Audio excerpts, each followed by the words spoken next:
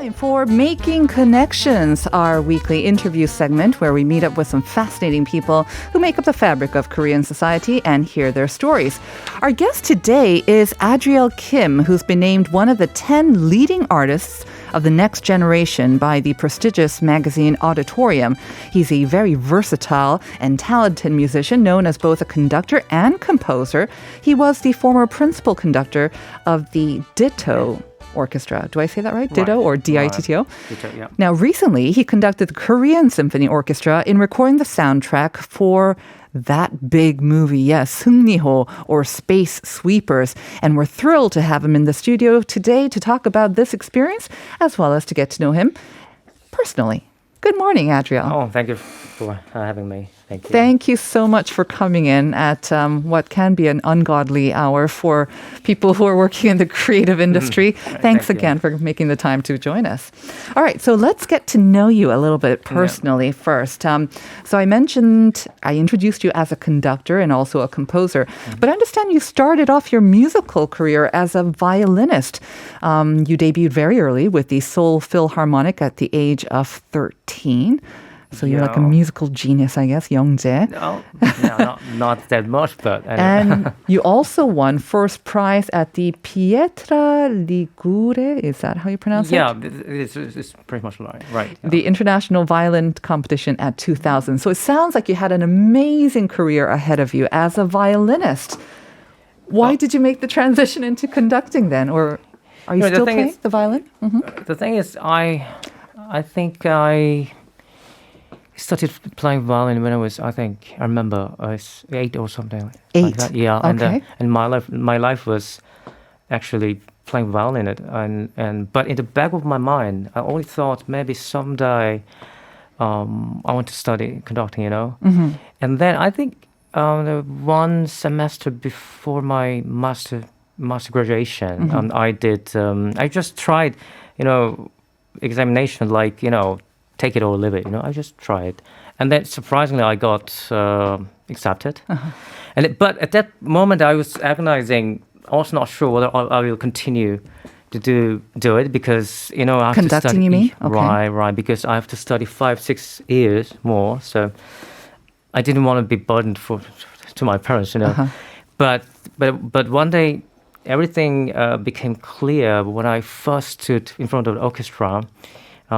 Each student got 5 minutes, and it was the first time I stood in front of the orchestra, and I just moved my hands, and the beautiful sound came from the orchestra, and that was magical. And then at that moment, I knew I will do it the rest of my life.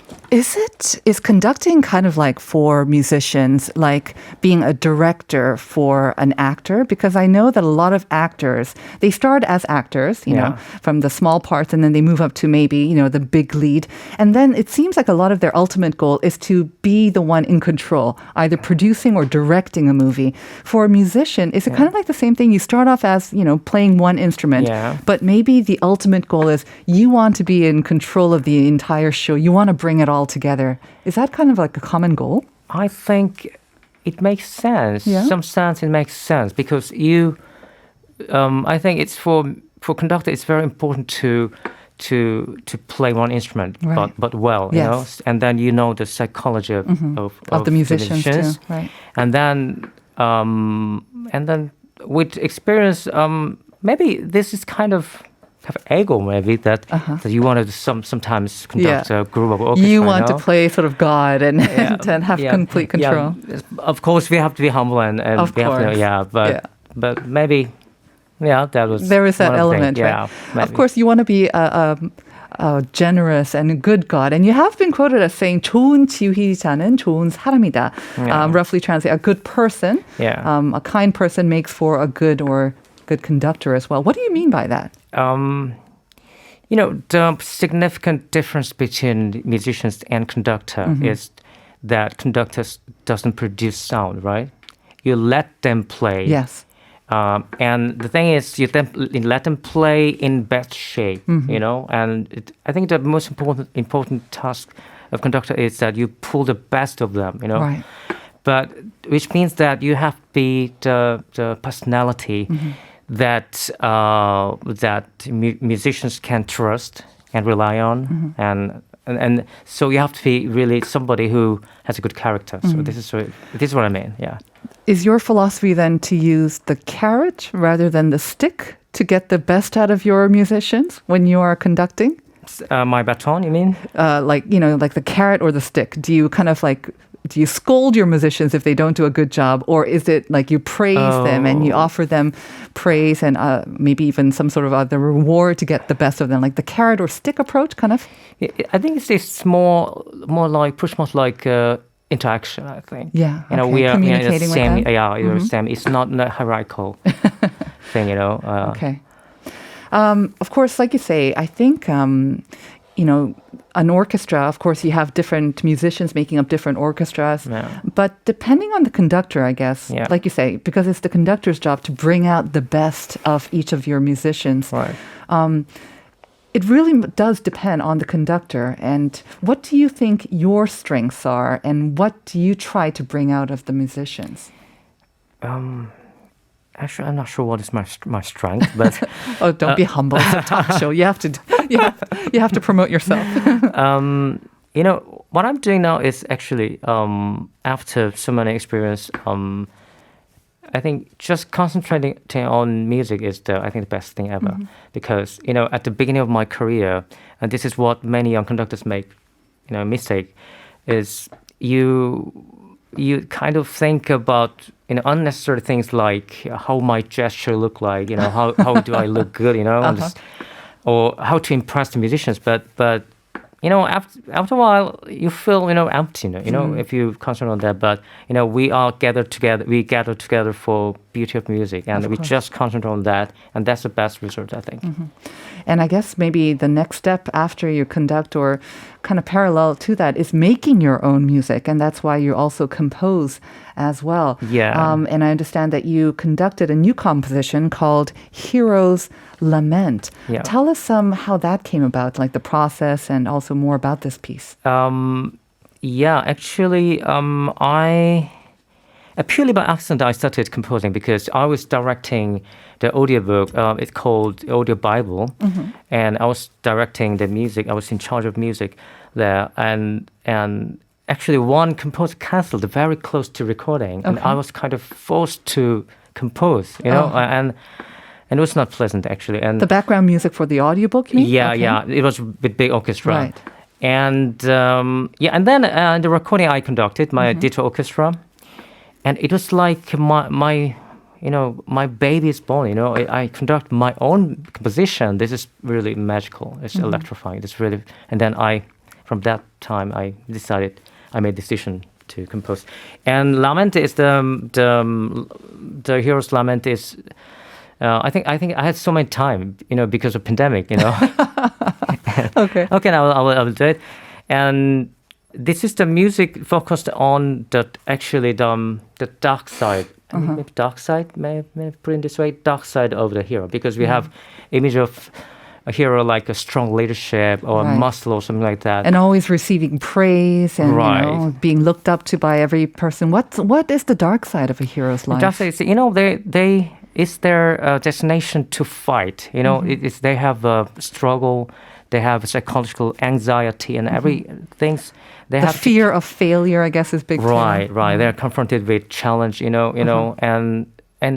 after I've seen so many movies like Harry Potter or Avengers, and I see this kind of side, and I just wrote the melody for that. Was there a particular hero that you were thinking of when you wrote this? Actually, I'm a big fan of Harry Potter. Now I'm going, Chong Ju-heng, the Harry Potter now. The movies? Yes. You're binge watching them? Okay. Yeah. And, it's what this child has to carry in his life, and things like that. I mean, we have so many heroes movie in Hollywood movies, so. Right. So I got this idea. I have to say, that was kind of unexpected. When you were talking about heroes, I was expecting Avengers and then Harry Potter. I guess he is a hero, but kind of an unconventional hero, Right. Like born from very difficult circumstances, and he has a little group of hero friends with him as well. Right. Doing Exactly. good. Okay, interesting. Exactly. Well, from that movie, we need to make a big jump over to another very different type of movie. Right. Both kind of fantasies in a way, but of course I'm talking about Space Sweepers or Seungniho, which got so much hype. Even months before that it was actually released. And then, of course, because of the pandemic, it couldn't be released on the big screen. That's right. I imagine having been in charge of the musical score when they made that decision that it has to be released on, OTT. Yeah. How did you take that news? You must have been disappointed, no? Because, I think the best part of when I go to a theater, the screen is one thing, but it's the sound, right? Yeah, right. I think maybe they're coming to cinema in the maybe in after the future, pandemic, right? But I think this is a good decision to go to OTT. You weren't a little disappointed though? Maybe a little bit, yeah. Because this is for big screen, Exactly. and in IMAX or whatever, and. But anyway, I'm very happy that it is received very well by audience. Okay, so let's talk about how that opportunity came about. Because what you were doing, obviously, you're composing and conducting music. Like you said, you had a lot of free time during the pandemic. I imagine this kind of actually took place before the pandemic. But how did this opportunity come to you? I knew the orchestra writer who I worked with, and he convinced Kim Tae-sung, who is a wonderful composer for this movie, and it's kind of persuasive, and I got involved there, and because the space opera movie needs actually normally a big orchestral sound, like Star Wars or the Avengers. Dun, dun, dun. Yeah, kind of things, orchestra, right? Right, it's perfect. It's perfect, and I got, this is how I got involved, So you got introduced. Did you have to audition for this, or you send in a tape? No. Or how do you get this? It seems like a dream job, kind of. No, they just say, okay, we need a conductor who can do that. And who knows very well, because I had many experience with film music. Oh, you did? Yeah, because for 3 years I did Disney concerts in Olympic Park, and I did many themes of John Williams or Hans Zimmer and so they knew it already. Okay, so my natural next question is, when you're conducting just a regular kind of classical music, I guess, compared to a film score, your attitude must be very different. I mean, what's going through your head? Are you imagining, or do you have a visual of the movie inside your head as you're conducting? How different is it when you're conducting for a film score and just a regular sort of classical piece? The classical piece is actually it's on its own, it's just independently. It's a masterpiece like this. But film, the music is related to film, right? So there are kind of film concerts where you have to synchronize music to the screen or something like that, and you have to think both ways, in music and it's quite daunting. It's quite difficult, right? Yeah, it's quite and imagine you have the breather, the director breathing down your neck. This is what I wanted, kind of like, I want this kind of atmosphere. Exactly. So Right. what did the director of Seungniho or Space Sweepers ask for you? I worked closely with Kim Tae-sung, who's a composer. I can tell a story. I remember the first rehearsal I did. I tried to make beautiful sound, and then the Kim Tae-sung came to me and said, he invited me to his studio, and I had the privilege to watch the movie before it came out. I said rough cut, we call it. Without the music, of course. Yeah, probably. Yeah, it was kind of mock-up music. Okay. And immediately I thought, what I did was a little. I went a little different, the direction, because when I saw the movie, it was such a big movie, Yes. and with spaceship. Especially the opening, right? Right. So, I have to change my sound imagination. So I need a big, massive, brassy sound, and I changed it, and the Kim Tae-sung totally. I really agree with him. I mean, this sound suit really well to the space opera movie. Right. It's not just the big brassy sounds, though, of course. Like there is a story. There's a very sort of Right. emotional story to it as well, especially Song Joong-ki's character Right. and his search for his daughter. Right. How did you come up with that? How did you approach that piece? For that scenes, the storyline, and for that narrative, I tried to get a string sound, very warm string sound, and I think it was very successful. I watched the movie, and that supported this narrative and this movie. So I think, that was very also important part of music. Do you have a favorite scene in the movie where you think like the story and the visuals went perfectly with the sound as well? Is like a favorite scene or a favorite music maybe from the movie? Yeah, I like the most the main theme. There's a main theme that goes through the film, Right, throughout, and normally the movie has a main theme, and I think it's quite the end when the spaceship is falling, it plunged into the, I think, Earth, and then the missiles came after, Right. and then they change the gear and they come up, and then they have this main theme, and it's perfectly matched, Right. and I really have the good feeling of that. Yeah. So this movie, not your first, but it's the first kind of a big movie like this. Right. Is it something that you see yourself continuing to do? Because it is quite different from, I guess, conducting just regular classical sort of concerts, right? Do you have more film scores lined up in the future? Oh, yes. Actually, I had already many experiences with Star Wars or Hans Zimmer's big movies already, Right. because the film music is now very popular.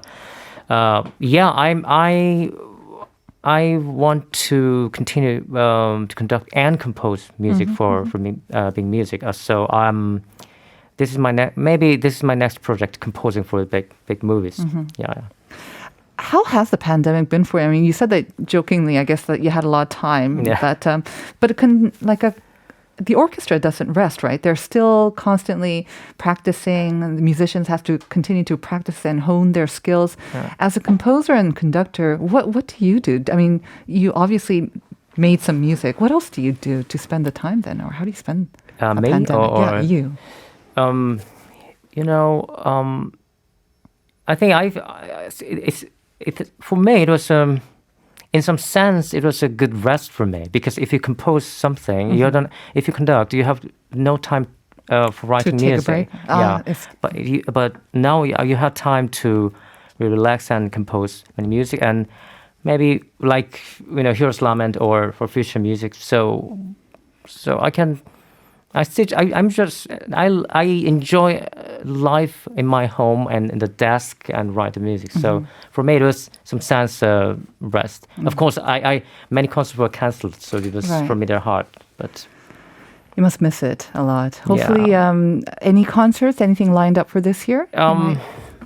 This year, some concerts cancelled, but I'm doing my first tour with orchestra. It's called the KNN Philharmonic. I'm doing some tours.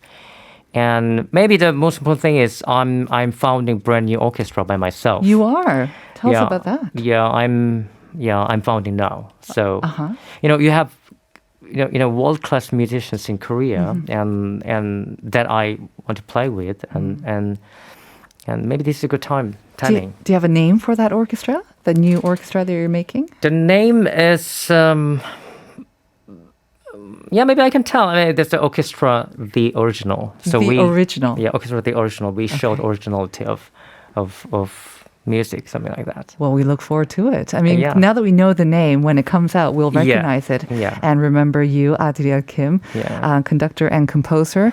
And I want to thank you very much for making the time to join us here today and telling us about your musical journey. Wish you the best of luck with the original and all your other endeavors. Maybe I can invite you for the concert. I would love that. Thank you very much.